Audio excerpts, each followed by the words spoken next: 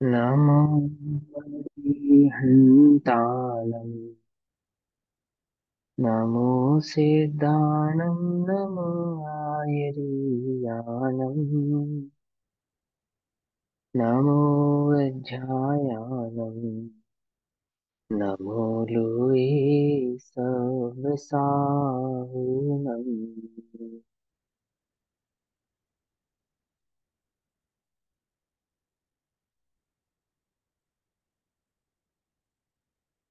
मङ्गलं भगवान् वीरू मङ्गलं गौतमो गणी मङ्गलं कुन्दकुन्दार्त्यो जैनधर्मोऽस्तु मङ्गलम् सर्वमङ्गल्यमाङ्गल्यम् सर्वकल्याणिकारकम् प्रधानां सर्वधर्माणां जैनं जयतु शासनम्।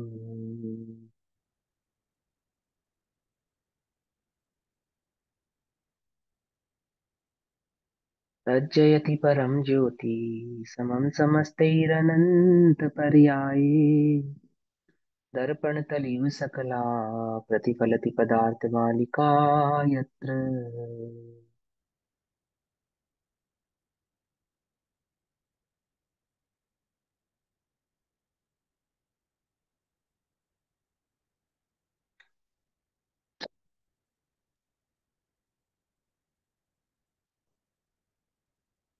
हमारे रात्रिकालीन स्वाध्याय का विषय चल रहा है यदि पुरुषार्थ सिद्धि उपाय। आचार्य अमृतचंद्र जी द्वारा रचित पुरुषार्थ सिद्धि उपाय के अंतर्गत 194 194 पेज नंबर पर सम्यक चारित्र अधिकार के अंतर्गत आने वाले स्वरूप सल्लेखना की चर्चा चल रही है। सल्लेखना की चर्चा में 176 176 नंबर का श्लोक चल रहा है जिसमें सल्लेखना धारण करने की तीव्र भावना का स्वरूप चल रहा है। सल्लेखना धारण करने की भावना का स्वरूप किसके किसकी अपेक्षा से चल रहा है यहाँ पर? सम्यक दृष्टि की अपेक्षा से चल रहा है। तथापि सभी श्रावकों को जैन श्रावकों को सल्लेखना की भावना भानी चाहिए, परंतु वास्तविक सल्लेखना तो सम्यक दृष्टि की ही है। और सम्यक दृष्टि में भी किस सम्यक दृष्टि की मुख्यता से? अणुव्रति जो सम्यक दृष्टि है उसकी मुख्यता से, है ना। वह जिसने अणुव्रतों का अनुपालन किया, गुणव्रत शिक्षाव्रत आदि का अनुपालन किया है, तत्व के स्वरूप को जानने वाला है, वस्तु स्वरूप को जानने वाला है, जैन विधि को जानने वाला है। ठीक है ना। जैसा भगवान द्वारा बतलाया गया वस्तु का स्वरूप है, उस जैन विधि को जानने वाला है। उसके आधार से ये सल्लेखना का स्वरूप यहाँ पर चल रहा है। 176 176 नंबर के श्लोक में कहते हैं, 195 195 नंबर का पेज है, 195 नंबर पेज पर श्लोक कहता है, मरणान्ते अवश्यमहं विधिना तल्लेखनाम करिष्यामि इति भावनापि नागतमपि पालयेदिदं शीलम्। शीलम माने मर्यादा, मर्यादा करना, अपने आप को मर्यादित करना। कब? मरण के काल में, अर्थात मरण नजदीक आने पर। किस प्रकार? विधि पूर्वक, विधिना सल्लेखना कार्यामी करिष्यामि अर्थात करनी चाहिए। मैं मरणांते, मरण के समय। अब देखो, किसी को अपने मरण का समय तो मालूम नहीं, किसी भी समय आ सकता है। तो सल्लेखना में जीवन, समाधि में जीवन तो निरंतर ही रहना चाहिए, है ना। तो ये ऐसा तो है नहीं पक्का कि अपन 70 80 90 साल जिएंगे ही जिएंगे। जीवन है पानी की बूंद, कब मिट जाए रे, क्या भरोसा, कब छूट जाए। तो निरंतर इसकी तैयारी रहे। तो क्या है कि मरण के समय अवश्य शास्त्रोक्त विधि से, शास्त्रों में बतलाई गई विधि के द्वारा, शास्त्रों में क्या विधि बतलाई है सल्लेखना की, कि किस क्रम से किस प्रकार सल्लेखना को धारण करते हैं, और सल्लेखना के क्रम में किस प्रकार किस क्रम से किस वस्तु का त्याग होता है, उसका एक क्रम है। अपनी मर्जी से नहीं कि हमने सोचा, हमें लगता है कि हमें ये त्याग देना चाहिए, तो ऐसा नहीं। शास्त्रों में क्या क्रम है देखो, जब तक उपाच्य भोजन पच रहा है तब तक भोजन का त्याग नहीं करना चाहिए। क्या कहा? जब तक आपकी बॉडी अन्न को पचा पा रही है, अच्छे से पचा रही है, आपकी बॉडी आपको परेशान नहीं कर रही है, तो आप अन्न का त्याग नहीं कीजिए। तो कब करें? जब शरीर को पुष्ट करने वाले अन्न आदि का ग्रहण करने पर शरीर पुष्ट होने की जगह रोगी होने लगे, तब अन्न आदि का त्याग कर देना चाहिए, ये नियम है। कब खाना छोड़ना अन्न? जब अन्न पचना बंद हो जाए तब छोड़ना।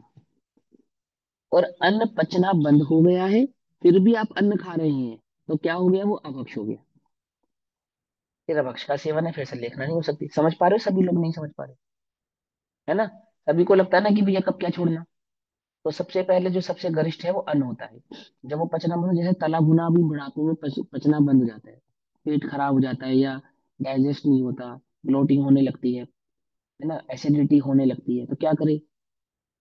क्या करे? त्याग दो, बिल्कुल छोड़ दो। तला भुना नहीं खाना। खाते हो तो अभक्ष है। अभक्ष है तो किसका पाप लगेगा?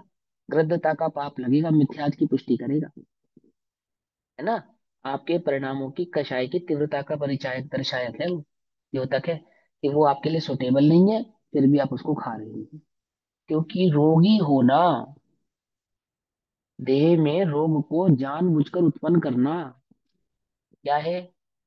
कषाय है, अथवा मिथ्यात और बंध का परिचायक यानी कि कारण है।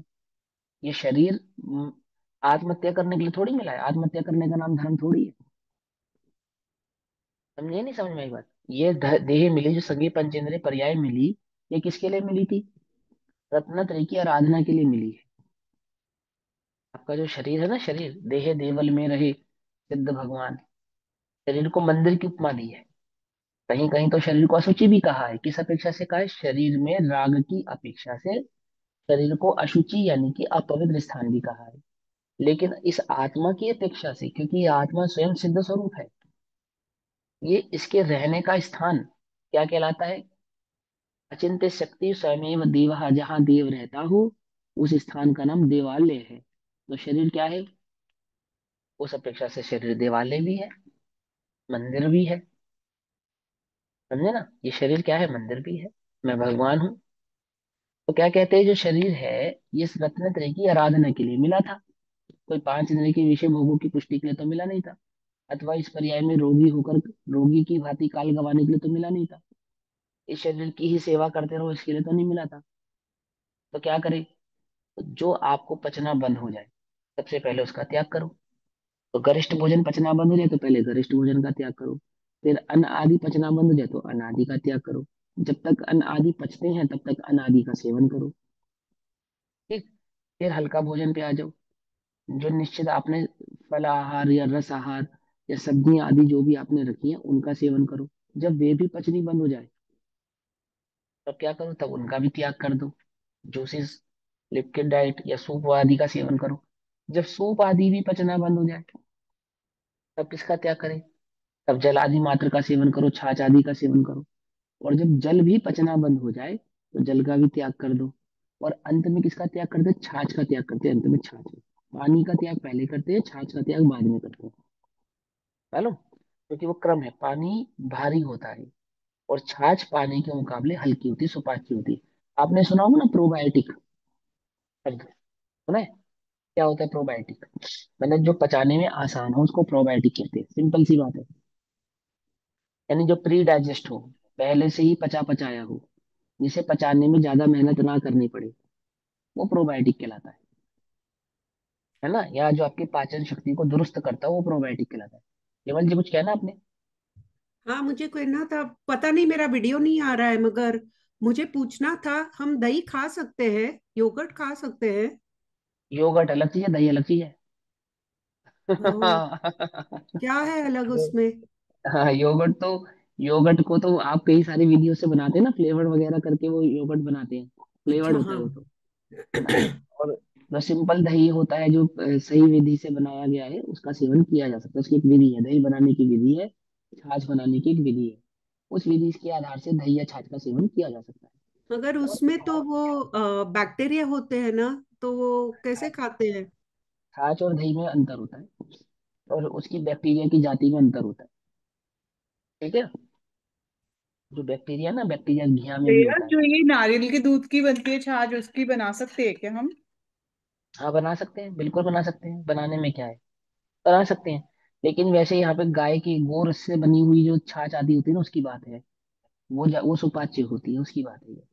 वो विधि का जब प्रसंग आएगा तब उस विधि की बात करेंगे, क्योंकि यहाँ तो विधि है ना शास्त्रोक्त विधि से, तो मैं तो शास्त्रों की विधि का एक नमूना बतला रहा हूँ कि किस विधि से किसका त्याग होता है।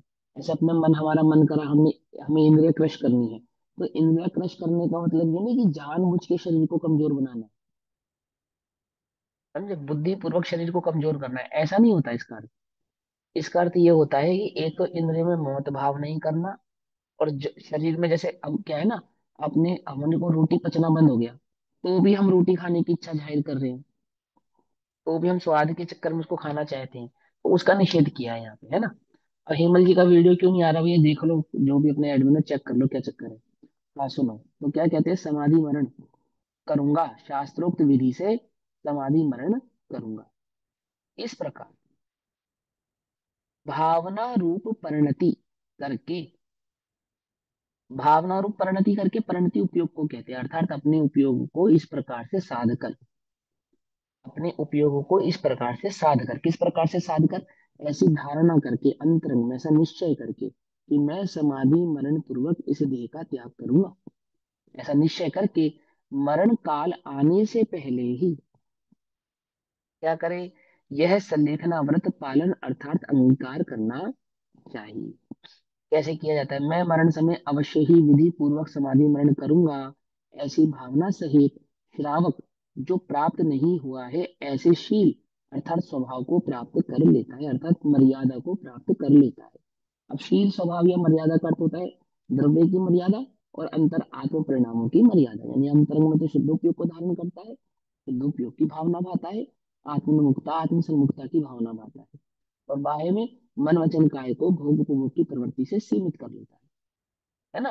तो उसका नाम क्या है, वह उस भाव को प्राप्त कर लेता है। नीचे फुटनोट, सत्य सम्यक प्रकार से लेखना अर्थात कषाय को क्षीण क्रश करने को सलेखना कहते हैं। शरीर को क्रश करने का नाम सलेखना नहीं है, उल्टा नहीं पकड़ना, देखो ध्यान से समझना। शरीर को पुष्ट करने का नाम भी सलेखना नहीं है, लेकिन शरीर को क्रश करने का नाम भी सलेखना नहीं है। कषाय जैसे घटती हो, उस कषाय के घटाने का नाम सल्लेखना है। ठीक। उसके अभ्यंतर और बाह्य दो भेद हैं, एक कषाय को क्रश करने को, बाह्य अंतर अंतरंग क्रोध आदि कषाय को क्रश करने को, और अभ्यंतर सल्लेखना कहते हैं, यानी काय को क्रश करना और एक कषाय को क्रश करना, यानी काय को गलाना और कषाय को गलाना, इसका नाम क्या है, इसका नाम सल्लेखना है। काय को कैसे गलाते हैं, मैंने आत्महत्या करना वो नहीं, उसकी एक विधि मैंने जो आपको अभी के नमूने के तौर पे बतलाई, उस विधि के आधार से मूलतः तो कषाय के क्रश करने का नाम ही संलेखना है, और देह से बुद्धि, देह से उपयोग हटाने का नाम संलेखना है। मैं शरीर हूँ, शरीर के जीवन से ही मेरा जीवन है, शरीर के मरण पे ही मेरा मरण है, ऐसी भावना के त्याग का नाम वास्तव में संलेखना है। ठीक है ना, देह से भी अपने आत्म भाव को पहचानना, इसका नाम संलेखना है। 196 पेज नंबर, 196 पेज नंबर, संलेखना कहो या संन्यास कहो, निवृत्ति है ना, क्योंकि संलेखना का अर्थ सम्यक प्रकार से लेखन करना, भेद करना, अपने और पर के बीच के भेद को पहचानना। संलेखना कहो या संन्यास कहो, उसको उसका धारण तो मरणांत में होगा, माने जब मरण हो जाएगा तब होगा, ऐसा कह रहे हैं। अर्थात समय समय इस जीव की आयु घटने की अपेक्षा प्रति समय मरण हो रहा है। ठीक है ना। आचार्य गुणभद्र ने उत्तर पुराण में एक जगह एक प्रसंग में कहा कि झूठ कहते हैं वे लोग कि शमशान, है ना, शमशान है जहाँ पे मुर्दों को जलाया जाता है या मुर्दे जाते हैं, वास्तव में मरण का जो स्थान है वह तो ये देह स्वयं ही है, यम यहाँ वास करता है। हाँ ऐसा आया कि झूठ कहते हैं वे लोग कि यम कहीं बाहर से आता है और प्राणों को हर के ले जाता है ना, लोग में से कहना यमराज आते हैं और शरीर आत्मा को ले जाते हैं, शरीर से अलग करके ले जाते हैं। वास्तव में तो ये जो यम है ना, यम ये कहीं बाहर से नहीं आता, ये तो इस देह में निरंतर वास करता है, और निरंतर इस देह को का अभाव इस आत्मा से कर ही रहा है, ऐसा उन्होंने प्रश्न समझाया। कि आप ऐसी कल्पना बिल्कुल मत करो कि कोई आएगा और मेरे प्राणों को हर के ले जाएगा, वो बोले निरंतर ये जीव मरण को प्राप्त हो ही रहा है, ये बात इस जीव को समझ में आ जानी चाहिए, है ना। प्रतिपल अंजलि जल सम जवानी क्षीण होती जा रही, काल की काली घटा प्रत्येक पल मंडरा रही, किंतु पल पल विषय तृष्णा तरुण होती जा रही। तरुण माने जवान होती जा रही है। इस विषयों की इच्छा तो बढ़ती जा रही है और भोगने की शक्ति घटती जा रही है। समझे? भोग और भोग की शक्ति तो घटते जा रहे हैं, उनको प्राप्त करने की और भोगने की इच्छा वो बढ़ती जा रही है। तो इसको पता ही नहीं है क्या, ये मैं निरंतर मरण को प्राप्त हो रहा हूँ। वो कहते हैं उसका धारण तो मरणांत में होगा, अर्थात समय समय इस जीव की आयु घटने की अपेक्षा प्रति समय मरण हो ही रहा है, और उसके अंत में संन्यास धारण किया जाएगा। अर्थात वो जब समय आएगा ना, नजदीक आ जाएगा समय, अंत नजदीक आ जाएगा, तब ये संलेखना आदि व्रत धारण किया जाएगा। अपेक्षा से समझा रहे हैं ना, कि जब अपने को ये ज्ञात हो गया कि अब मेरा समय आ गया या मेरी अब आयु पूरी होने वाली है, तो उस अपेक्षा से ये बात समझा रहे हैं। बाकी जीवन का तो कोई भरोसा नहीं, किसी भी समय आ सकता है। जो समय दृष्टि आदि जीव होते हैं वो तो निरंतर संलेखना में परिणामों में रहते हैं। और मनुष्य जीवों को अपेक्षा से समझा रहे हैं कि अब देखो निरंतर तो समय का ये शरीर अभाव को प्राप्त हो ही रहा है, और जिन्हें ज्ञात हो ही गया है कि हमने अपने जीवन के 60-70 वर्ष अच्छे से निकाल ही लिए हैं, तो अब उन्हें संलेखना की भावना भानी चाहिए, संलेखना धारण करनी चाहिए।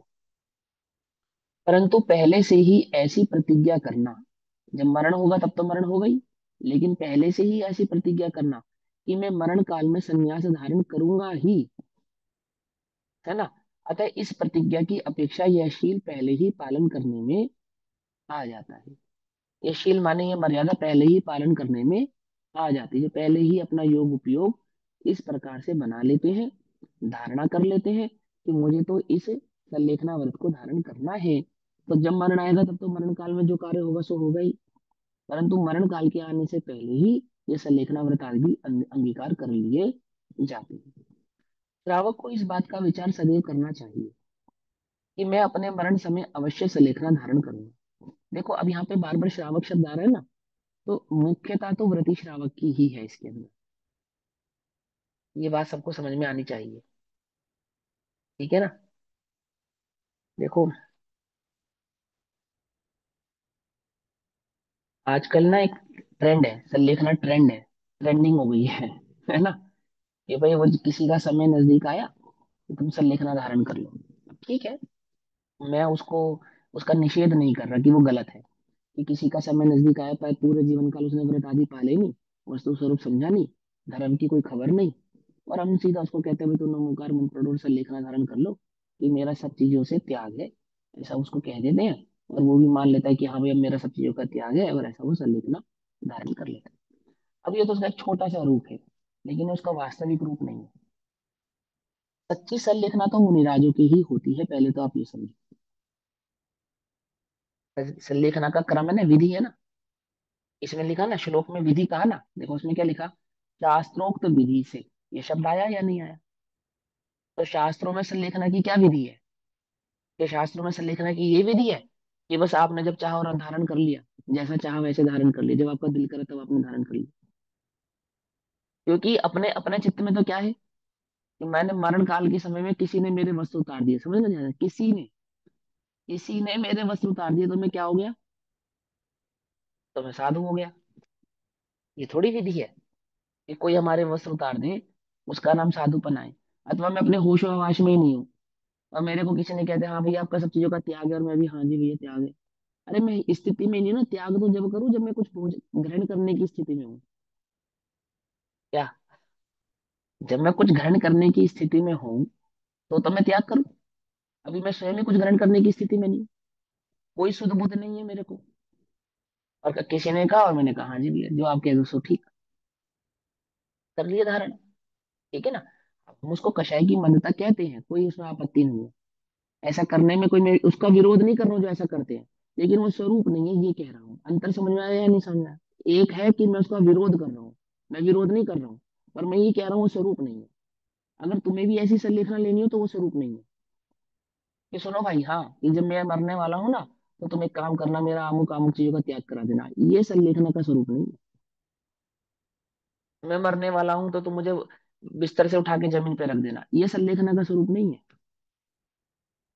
तो संलेखना का स्वरूप क्या है, जब आपकी इंद्रियां, आपकी बुद्धि, आपका विवेक जागृत है, अपने होशो हवास में, क्या कहा, अपने होशो हवास में बुद्धि पूर्वक मैं ये धारणा करता हूं कि मैं संलेखना धारण करता हूं। वहां से संलेखना शुरू होगी, है ना। तो वह संलेखना क्या, सबसे पहला जो क्राइटेरिया है, जो जो उसके लिए एलिजिबल है, वो कौन है?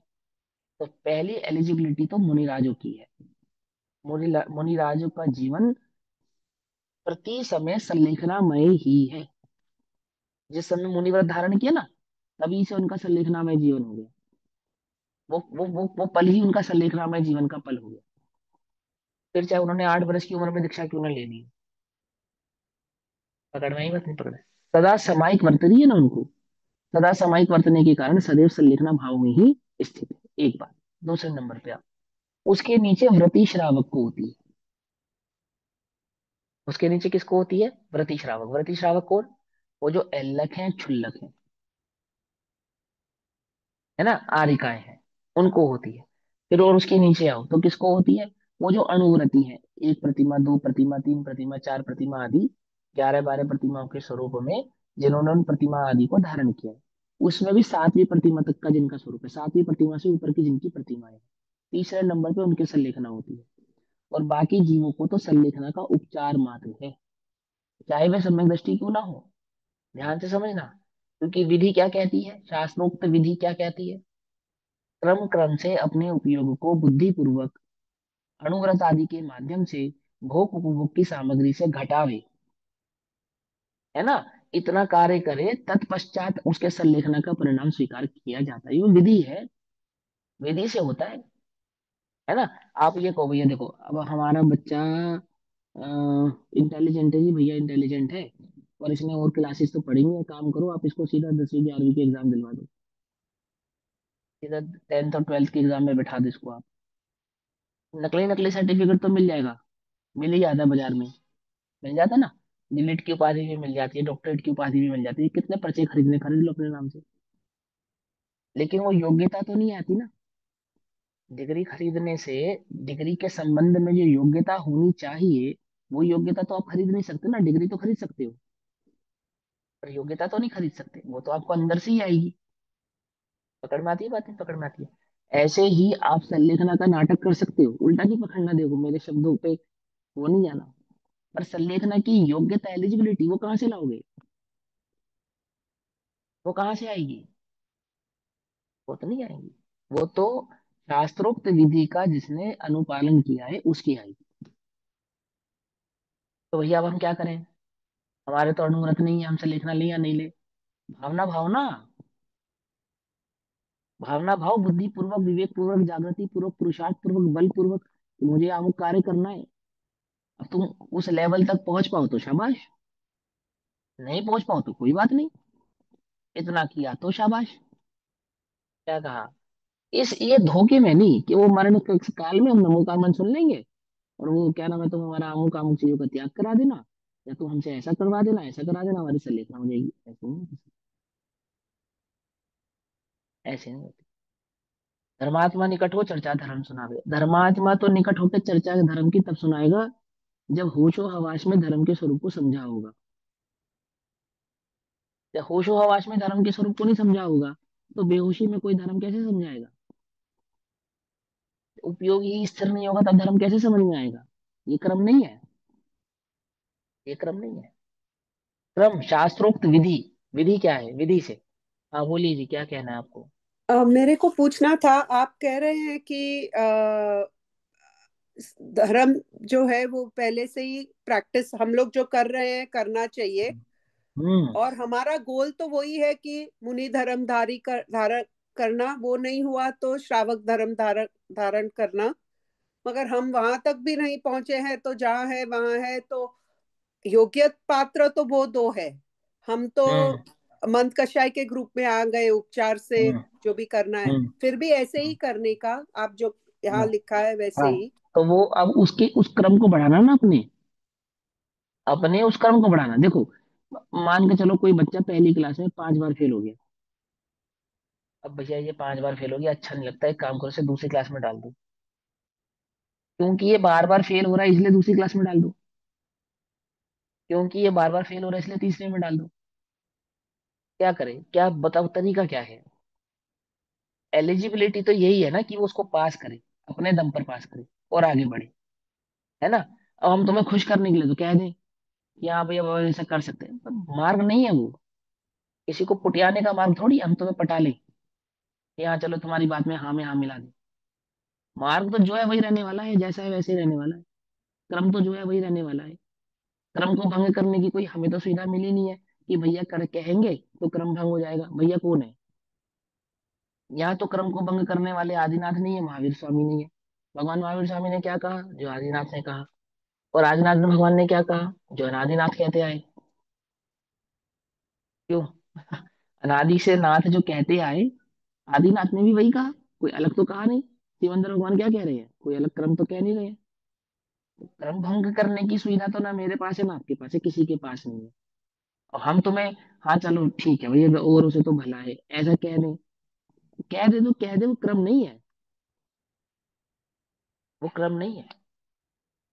पकड़ में आती है बात? नहीं पकड़ में आती। अब हम अध्यात्म के अतिरेक में क्या कहें? अध्यात्म के अतिरेक में वो सम्यक दृष्टि को तो सदैव संलेखना ही है, अवरति को भी संलेखना है। अब सम्यक दर्शन की अपेक्षा से है, लेकिन करणानुयोग चरणानुयोग की अपेक्षा से नहीं है। समझे? उसमें कषाय का वो क्रम होना चाहिए, उसमें बुद्धि पूर्वक वो नियम होना चाहिए। पकड़ में ही बात? नहीं पकड़ में ही। हाँ वो क्रम होना चाहिए, वो क्रम से ही होगा, ऐसे नहीं होगा कि वो हो गया जी हो गया, वो समय दशा तो हो गया, वो हमने नमोकार मंत्र सुन लिया तो हो गया, या नमोकार मंत्र पढ़ लिया तो हो गया।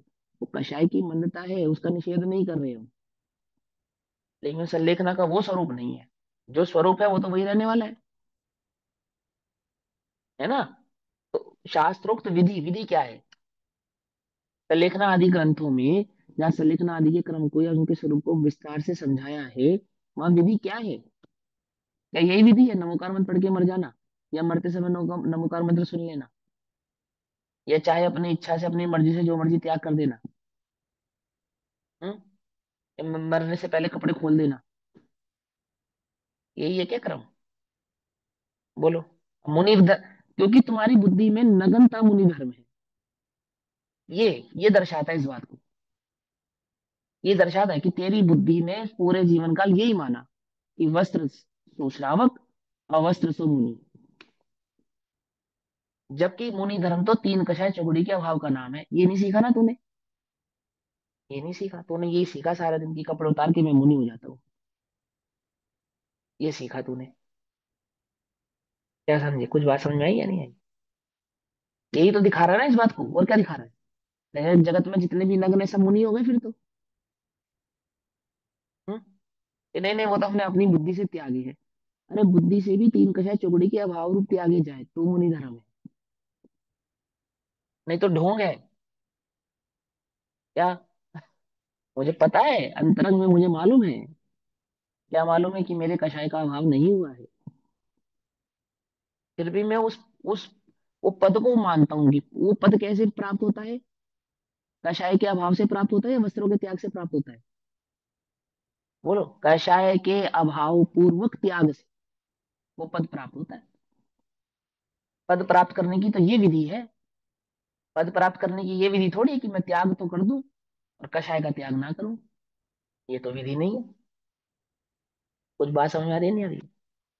अब ये बात ऐसा लगता है कि भैया ये तो क्या नाम है, व्यवहार के पक्ष के विरोधी हैं। अरे विरोधी नहीं है भैया, हम व्यवहार के पक्ष के विरोधी नहीं है।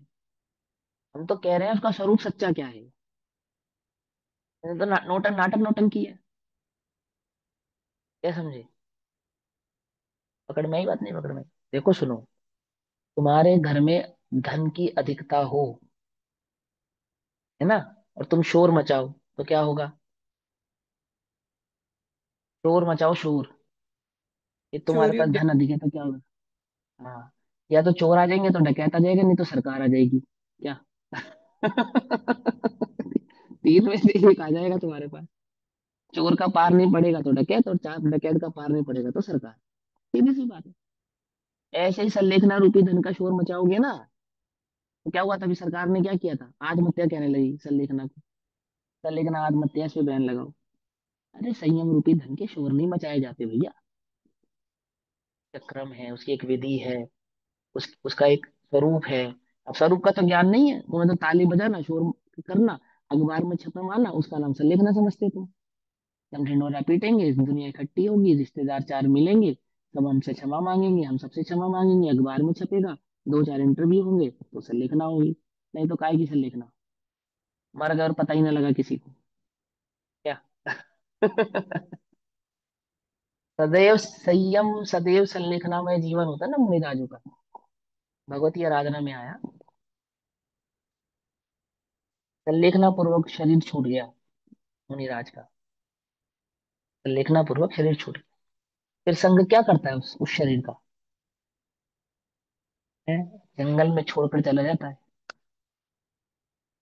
और कोई कह रहे बड़ी निर्दयता है ये तो, तुम्हें कैसे समझाए साधुओं की वास्तविक दया, धर्म का वास्तविक स्वरूप, शरीर से निर्ममत भाव, है उस साध धर्मी किसको कहते हैं, उसका वात्सल्य किसके प्रति है, शरीर के प्रति है या आत्मा के प्रति है, कौन समझे? मूर्खों के समझ में नहीं आएगा, मूर्खों के समझ में नहीं आएगा। उनके तो ये लगता है देह की गति आत्मा की गति है। क्यों? शरीर जला तो आत्मा मुक्त, और शरीर नहीं जला तो आत्मा भी मुक्त नहीं। क्यों? ऐसे ही है ना, पुत्र मुखाग्नि दे तो पिता ऋण मुक्त, और पुत्र मुखाग्नि नहीं दे तो पिता ऋण युक्त। ये समझ में आएगा, बस यही बुद्धि काम करेगी। कुछ सुध बुध ना ही रही है, मिथ्या मति छाए रही है, समझ में आई बात? नहीं समझ में आई? वो कह रहे विधि समझो, विधि क्या है, विधि से होता है, उसका एक स्वरूप है, वो स्वरूप से एलिजिबिलिटी आपके अंदर में आती है। क्या करूं? यदि तुम्हें समाधि में इस जीवन का त्याग करना है, तो उस समाधि को प्राप्त करने का एक क्रम है, और उस क्रम के अनुरूप अपने जीवन को तुम्हें बनाना चाहिए। समझ में आई बात? नहीं समझ में? है ना? तो अंतरंग में तो कषाय का भाव, बाहर में त्याग, भोग उपभोग की सामग्री का परित्याग, तो वह संलेखना का स्वरूप है। उल्टा नहीं पकड़ना, है ना? उसका निषेध नहीं किया मैंने, जो हो रहा है वो स्वरूप नहीं है, लेकिन ये बात पक्की है, वो तुम्हें समझ में आना चाहिए। भावार्थ क्या है ना, निषेध इसलिए नहीं किया, पंडित डोडोमल जी कहते हैं इतना किया तो शाबाश, परंतु परंतु तुझे स्वरूप की खबर है, अगर प्राप्त कर सकता है तो स्वरूप से प्राप्त कर, क्योंकि मार्ग तो वही है। मन चाहा मार्ग तो है नहीं, जैसी मेरी इच्छा करे वैसा मैंने कर लिया, ऐसा तो मार्ग है नहीं। मार्ग का एक स्वरूप है, वो स्वरूप से प्राप्त होता है। भाव, श्रावक को इस बात का विचार सदैव करना चाहिए कि मैं अपने मरण समय अवश्य संलेखना धारण करूंगा। विचार करना चाहिए इस बात का कि इस मरण काल के समय मैं अवश्य क्या करूंगा, संलेखना व्रत को धारण करूंगा, क्योंकि संलेखना भी एक प्रकार का व्रत है। संलेखना व्रत है, संयम है ना? कारण कि मरण समय प्राय मनुष्यों के परिणाम बहुत दुखी हो जाते हैं। क्यों हो जाते हैं? जिनके कषाय की तीव्रता होती है, मुंह की तीव्रता होती है, उनके परिणाम दुखी हो जाते हैं। और मैंने आपको पहले भी बतलाया है, मरण के काल में शरीर के छूटने का इतना दुख नहीं होता, जितना दुख वो मोह का होता है। कि वो लगता है ना, अरे मैं मर रहा हूँ, ये भय, वो पूरा जीवन उसकी आंखों के सामने घूमने लगता है कि मैं कहाँ जाऊंगा, अब मेरा क्या होगा, अरे ये तो मैंने इतनी मेहनत से धन संपत्ति कमाई थी, ये छूट रही है मेरे हाथ से। वो छूटती हुई दिखता है ना, उसकी पीड़ा ज्यादा होती है, मरण की इतनी पीड़ा नहीं होती है। क्या समझे? मरण काल में प्राण शरीर से निकलते हैं, कोई तड़प तड़प के थोड़ी निकलते हैं, आत्मा के परमाणु प्रदेश उनमें स्पर्शरत गंधन थोड़ी है कि वो प्रदेश निकलेंगे तो तुम्हें महसूस होगा, और तुम्हें फील होगा, और तुम्हें तकलीफ होगी और वेदना होगी, कुछ नहीं होता, पता ही नहीं चलता, कुछ नहीं मालूम चलता। अस्पर्शी आत्मा, कुछ कुछ नहीं समझ में आता। वो तो पीड़ा है मोह की, राग की तीव्रता की, हाय मैं मरा, हाय मैं मरा, हाय मैं मरा, वो ये छूट रहा है, ये संसार छूटता हुआ दिखाई दे रहा है, ये भोग उपभोग की सामग्री छूटती हुई दिखाई दे रही है, ये परिजन छूटते हुए दिखाई दे रहे हैं, ये उसकी पीड़ा अधिक होती है, उसका दुख बहुत होता है। तो होशो हवास में क्या कर रहा है, वो पहले ही छोड़ रहा है, उनसे सुख बुद्धि को त्याग पहले ही कर रहा है। उन पांच इंद्रिय के विषयों का त्याग स्वयं स्वयं वो अपनी बुद्धि पूर्वक ही कर रहा है। जिनसे उसे राग है ना, उन वस्तुओं का त्याग वो स्वयं से ही कर रहा है। ये सब राग करने योग्य नहीं है। ये सब सुख के कारण नहीं है। इन सब में बुद्धि रमाने का कोई फायदा नहीं। मैं एकाकी एकत्व लिए सब ही आते, तन धन को साथी समझाता, पर ये भी छोड़ चले जाते। ऐसे ऐसे अनुप्रेक्षा आदि से वो विचार कर रहा है कि जिनके प्रति मेरा ये ममत्व भाव है, राग भाव है, यही वास्तव में मेरा दुख है। तो क्या कर रहा है, अंतरंग से भी छोड़ रहा है। क्योंकि अंतरंग से छूट रहा है तो बहिरंग से भी छोड़ रहा है ना। अंदर में कषाय छूट रही है तो बाहर में वस्तु छूट रही है। पकड़ में ही बात। अब बाहर में वस्तु तो छोड़े, पर अंदर में कषाय ना छोड़े, फिर क्या होता है? हम्म समझ में ही बात है। आजकल एक नया ट्रेंड हो रहा है। अब थोड़ा सा समझना, मतलब कि मेरे मरने के बाद मेरा पद अमुक को दे दिया जाए।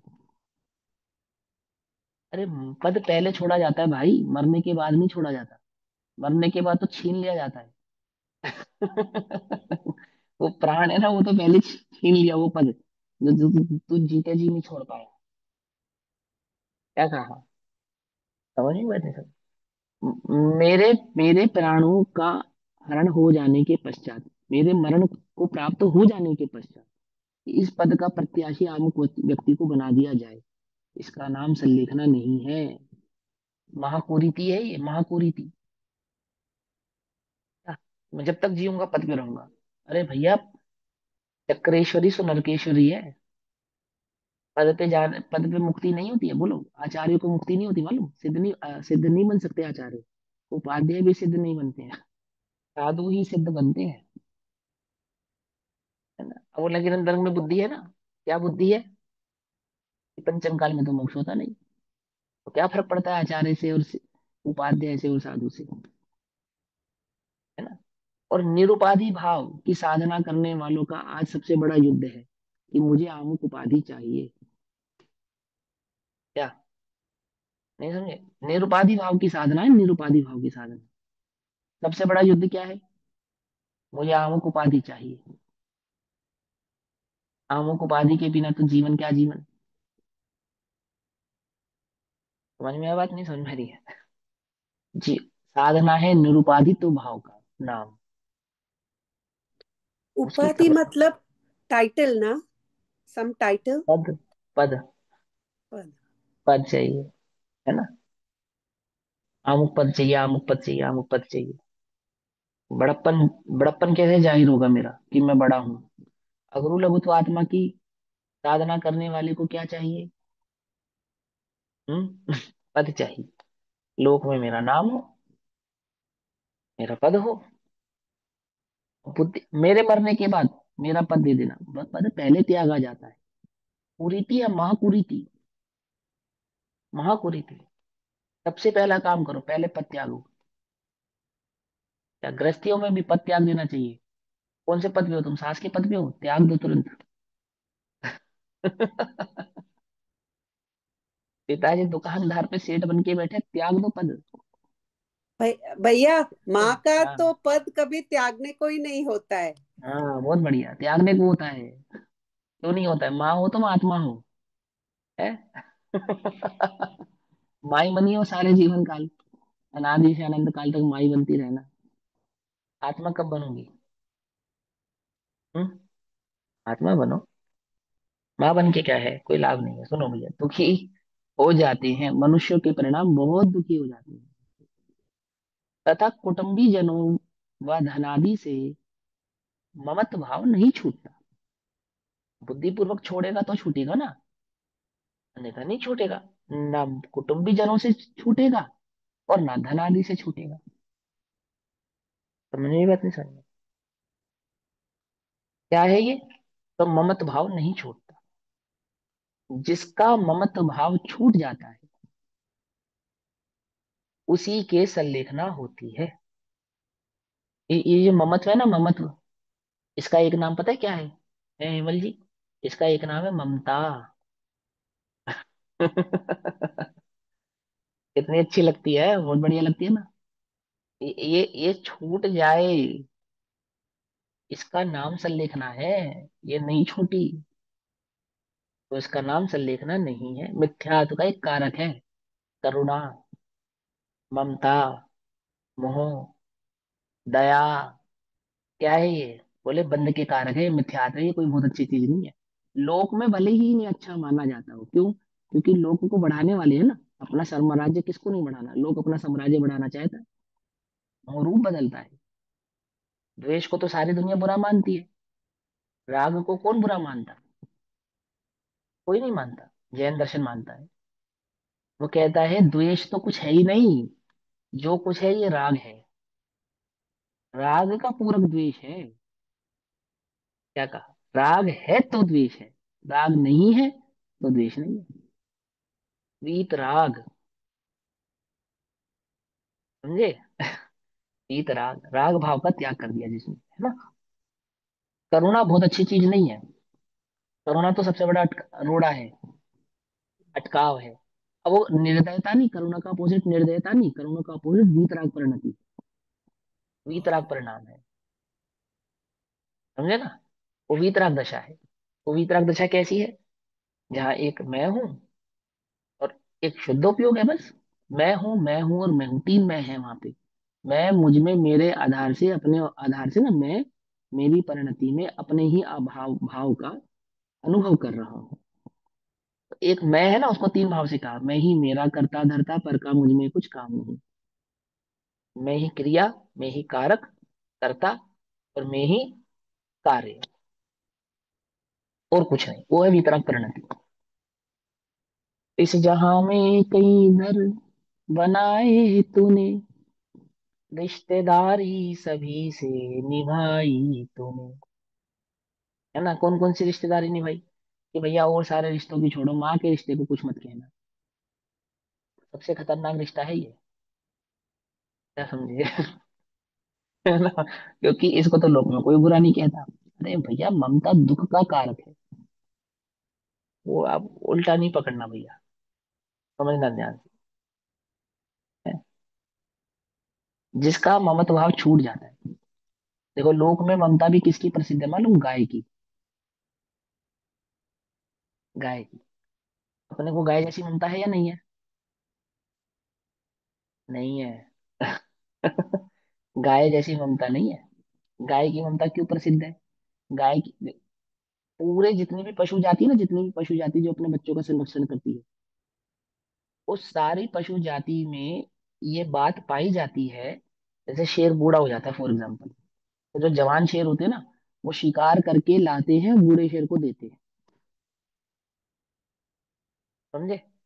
लेकिन गाय कैसा प्राणी है? गाय को कभी ये इच्छा नहीं रहती कि मेरा बछड़ा बड़ा हो जाएगा तो मेरे लिए घास लेकर आएगा। क्या समझे? बात समझ में आती है, नहीं समझ में आती है? पकड़ में? वो गाय की ममता को प्रसिद्ध ममता माना जाता है। बोले निष्काम ममता है इसकी, दूध पिलाती है, बछड़े को बड़ा करती है, लेकिन बदले में उससे कुछ चाहती नहीं है। वो एक उदाहरण के तौर पर समझा। अगर ममता भी है तो कैसी, कि बदले में कुछ ना चाहे। अपनी ममता कैसी है?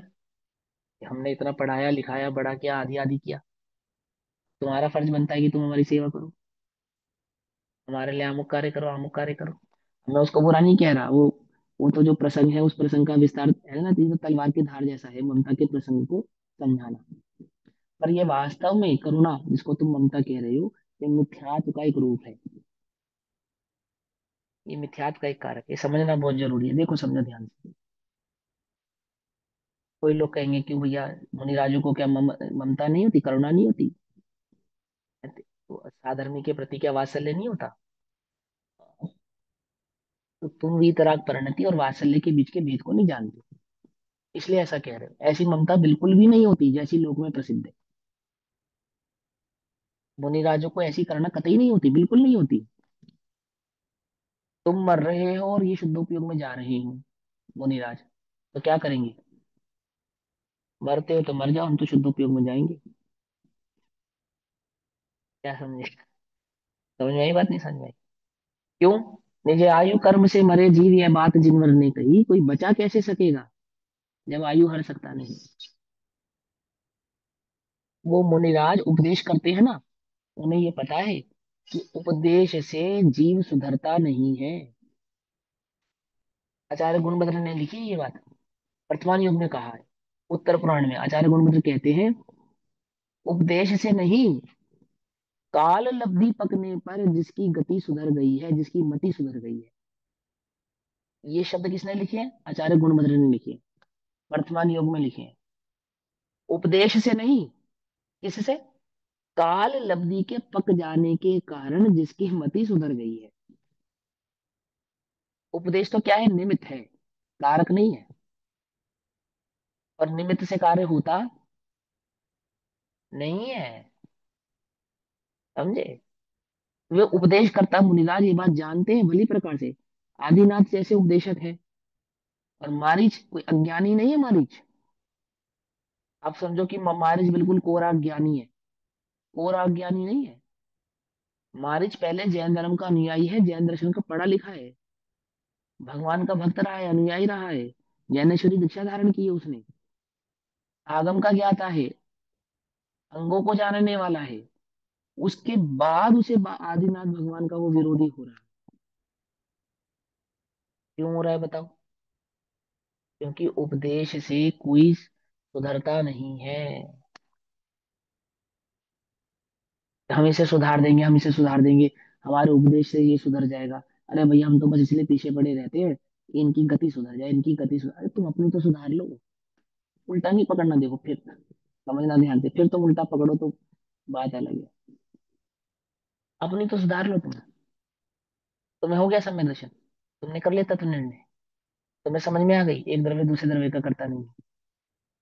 तुम्हें बात समझ में आ गई कि प्रत्येक द्रव्य की प्रत्येक पर्याय स्वकाल में खचित है। तो भैया आप क्यों उपदेश कर रहे हो? हम नहीं कर रहे हैं। योग संयोग जैसा बना है वैसा परिणमन हो रहा है, बस नहीं होगा, कल नहीं होगा। सच्ची बात यही है। मैंने इतने लोगों को सुधार दिया, इतने लोगों को पढ़ा दिया, कुछ नहीं है। आचार्य ग्रंथ किस भावना से लिख रहे हैं? सारी दुनिया पढ़ेगी, सुधरेगी, सम्य दर्शन प्राप्त करेगी, लोग मोक्ष जाएंगे। कह रहे मेरी परिणति मैली हो रही है, तो मैं अपने परिणति को, अपने शुद्धोपयोग को प्रकट करने की भावना से ये ग्रंथ क्या करता हूँ। और आचार्य समर्थ, आचार्य अमृतचंद्र जैसे समर्थ आचार्य, समय सार को अगर किसी ने जीवन दान दिया है ना, जीवंत किया है, तो आचार्य अमृतचंद्र दे हैं वो। समय सार को की गाथा इतनी मीठी नहीं है, उल्टा नहीं पकड़ना। समय सार की टीका ने उसे सरस बनाया है। आचार्य अमृतचंद्र की टीका ने उसको जीवंत किया, उसमें अमृत घोला है। गाथाओं से ज्यादा अमृत उसकी टीका में है। और आचार्य अमरचंद्र कहते हैं, इसमें मेरा कुछ कर्तव्य नहीं है। फुटकल का परिणाम है, शब्दों का बनना, बन के वाक्य बन जाना, वाक्यों से टीका बन जाना, ये फुटकल का परिणाम है। इसमें मेरा क्या कर्तव्य? कुछ भी नहीं है, मैंने कुछ नहीं किया। ये भावना नहीं भाई कि ये पढ़े लोग अपना कल्याण करे, आत्म कल्याण करे, मोक्ष जाए, इसको पढ़ के भव्य जनों का कल्याण होगा, इस भावना से मैं लिखता हूँ। कुछ नहीं, ये फुटकल का परिणाम है, इसमें मेरा कुछ नहीं है। क्या कहा? कुछ समझ में ही बात नहीं समझ। उपदेश से नहीं सुधरता जी, काल लब्धि पकने पे सुधरता है। तुमको किसने लगाया? किसने पकड़ा था तुम्हारा कान यहाँ तक लाने के लिए? किसी ने नहीं पकड़ा। सीधी सी बात है। और कौन तुम्हारा कान पकड़ के यहाँ से ले जाएगा? कौन नहीं ले जाएगा? सच्ची है ये बात, सच्ची है। आप समझो तो बात है। जो इस चक्कर में फंसे हुए हैं ना, मैं इतनों को सुधार दूंगा, और किसी को नहीं, अपने बच्चे को सुधार दूंगा, अपनी पत्नी को सुधार दूंगा, उसको सुधार, उल्टा नहीं पकड़ना। देखो भाई, लोक में जितना जो राग है, उस राग के संदर्भ में, उस राग के आधार से जितना जो विकल्प आता है वो आए बिना रहता नहीं। योग्यता प्रमाण, गुण स्थान प्रमाण, कषाय प्रमाण, राग आए बिना रहता नहीं, बात कहे बिना जीव रहेगा नहीं। लेकिन सच्ची बात तो समझो, सच्ची बात तो मालूम होनी चाहिए तुम्हें। वास्तविकता तो यही है कि किसी के कहने से कोई सुधरता नहीं, किसी के उपदेश से किसी की गति सुधरती नहीं। जीव अपनी योग्यता का कर्ता जीव स्वयं ही है। क्या कहा? उन्हीं जिन वचनों को सुनकर लोग मिथ्यात्व की पुष्टि करते हैं। ये मेरा वचन नहीं है, आचार्यों ने लिखा है ये बात। भव्य जीव जिन जिन वचनों को सुनकर सम्यक आदि का पोषण करते हैं, अभव्य जीव उन्हीं जिन वचनों को सुनकर अपने मिथ्यात्व का पोषण कर लेते हैं। अब बोलो जिन वचन ने क्या किया? क्या किया जिन वचन ने? कुछ नहीं किया। अन्य मती जैन दर्शन पढ़ के जैन दर्शन का विरोध करता है। जैन मती जैन दर्शन पढ़ के जैन दर्शन का विरोध करता है। कितने जैन ही ऐसे हैं जो जैन दर्शन को पढ़ के और इसी का विरोध कर रहे हैं। कौन किसी को सुधारे, कौन किसको सवारे? जो चाहो अपनो कल्याण। क्या कहा? जो चाहो पर को कल्याण। जो चाहो अपनो कल्याण। समझ में आती है बात, नहीं समझ आती? तो क्या जिन वचन निमित्त बनेंगे? तुम्हें अपने कल्याण नहीं करना तो जिन वचन निमित्त नहीं बनेंगे, लगे रहो सारी दुनिया के कल्याण में। किसका कर पाओगे, कितनों का कर पाओगे? हैं? अभव्य के सभा में बैठा अन्य मिथ्या दृष्टि सम्य दर्शन को प्राप्त करके अनंत सुख को भोग रहा है, और उपदेश का कर्ता वो अभव्य स्वयं अनंत दुख को जो का त्यों ही प्राप्त खड़ा है। समझ में आई बात, नहीं समझ में आई? तुम्हें समझ में आ जाए तो बात है, सुनो। तथा कुटुंबी जनों व धनादि से ममत भाव नहीं छूटता। कुटुंबी जनों से ममत भाव नहीं छूटता का मतलब क्या है? पहले चाहता था इन्हें पांच इंद्रिय के विषय सुख की प्राप्ति करा दूं। अब चाहता है कि ये मेरे है ना, ये कुछ धर्म में लग जाए, इनका कुछ भला हो जाए, इनका कुछ कल्याण हो जाए। ममत भाव नहीं छूटता। क्या समझे? तो भैया नहीं करना चाहिए, साधारण आदमी को नहीं लगाना चाहिए। अब भूमि का अनुसार राग आए बिना रहेगा नहीं, हमें उसका निषेध नहीं है। पर सच्ची बात यह है कि तुम कर नहीं सकते। अन्य का किए का फल अन्य को मिल जाए तो स्वयं किए जो कर्म शुभाशुभ फल निश्चय ही वे देते। करे अन्य और दे अन्य तो स्वयं किए, वो निष्फल होते हैं। स्वयंभू है ये तो धर्म। स्वयंभूता का मार्ग है, यहाँ पे स्वयंभूता कहाँ चली जाएगी? उसका क्या होगा?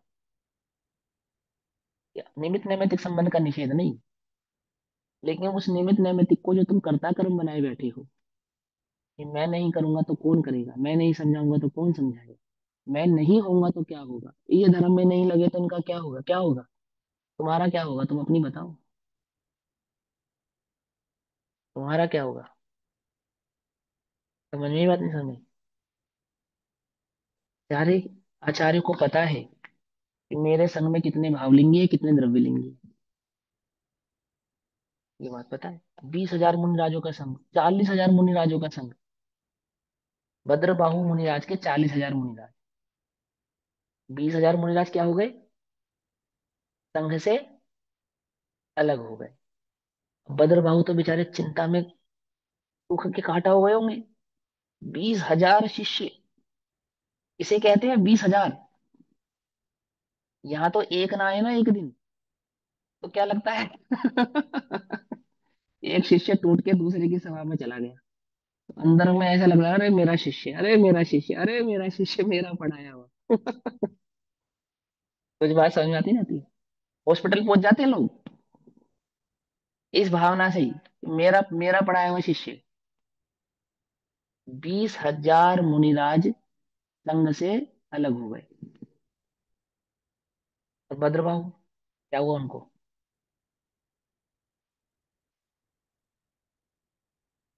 ये विकल्प नहीं। एक बार भी ये कथा नहीं आती कि भद्रबाहु मुनिराज आचार्य उनके पास गए, उनको समझाया, उनको संबोधन दिया, उनको बतलाया, अरे तुम किस चक्कर में पड़ रहे हो, मेरा निमित्त ज्ञान है। निमित्त ज्ञाता थे भद्रबाहु को, निमित्त का ज्ञाता कहा है ना? चंद्रगुप्त जैसे शिष्य उनके, है ना? स्वपन विज्ञान है, चंद्रगुप्त ने 16 स्वपन और आचार्य भद्रबाहु ने उनका अर्थ बतलाया कि इसका ये अर्थ ये अर्थ है पंचम काल में ऐसा हुआ, ऐसा है। निमित्त के ज्ञाता मतलब भद्रबाहु स्वामी निमित्त के अच्छे ज्ञाता थे, ज्ञानी थे। प्रभाव था, मंत्र आदि शक्ति को भली प्रकार से जानने वाले थे। तो 20,000 मुनिराजों को भय दिखाते, उनको समझाते, उनको दिखाते, अपने निमित्त ज्ञान का प्रयोग करके दिखा, कुछ नहीं, कोई विकल्प नहीं, कोई विकल्प नहीं। 700 मुनिराजों पे उपसर्ग हो रहा है। क्या कर रहे हैं आचार्य कंपनाचार्य, क्या कर रहे होंगे? अरे मेरे शिष्य हैं 700, क्या हो रहा होगा इनका, है? और फिर वो देवता कहाँ चले गए? सुश्रुत सागर के समय जब चार चार मंत्री ने प्रहार किया, तो किलित हो गए चारों मंत्री। तो उस समय 700 में वो सुश्रुत सागर थे या नहीं थे उस वक्त, जिस समय वो अग्नि जलाई गई? फिर उसको किलित क्यों नहीं किया उन्होंने? अग्नि जलाने वाले को किलित क्यों नहीं किया? कैसे लगने दी अग्नि? कुछ बात समझ में आ रही है या नहीं समझ में आ रही है? कौन किसका करे, कौन किसकी रक्षा करे? कुछ बात समझ में आती है नहीं? कौन बिगाड़े कौन सुधारे? जग में न हमारा कोई था, हम भी न रहे जग के साथी। मैं शांत निराकुल चेतन हूँ, है मुक्ति रमा सहचर मेरी। ये बंधन तड़ तड़ टूट पड़े, प्रभु सार्थक फल पूजा तेरी। समझ में बात नहीं समझ में? है? क्या कहते हैं, जिसका ममत भाव छूट जाता है, जिसका ममत भाव छूट जाता है उसी के संलेखना होती है। जिसके ममत नहीं छूटता है तो उसके संलेखना नहीं होती है। ममत भाव छूटने से भैया पाप का बंधन। एक क्वेश्चन है, ये ऐसे इधर लिखा ही क्यों कि ममत्व भाव छूटना ही संलेखना है? क्योंकि हमने बोला कि आगे बोला कि योग्यता के लिए तो मुनि, एलक शल्लक श्रावक और आरिका जी ही होते हैं, तो उनका तो नहीं, ममत्व छूटा हुआ ही होगा ना। हाँ छोटा है ना, तो वो समझा रहे हैं ना, वही तो भाव समझा रहे हैं यहाँ पे कि वस्तु के छोड़ देने का नाम थोड़ी संलेखना है, ममत के छूटने का नाम संलेखना है। तो जिसके ममत छूटता है, माने जिसके अंतरंग में भावलिंग है, तो उसके द्रव्यलिंग तो होता ही है ना?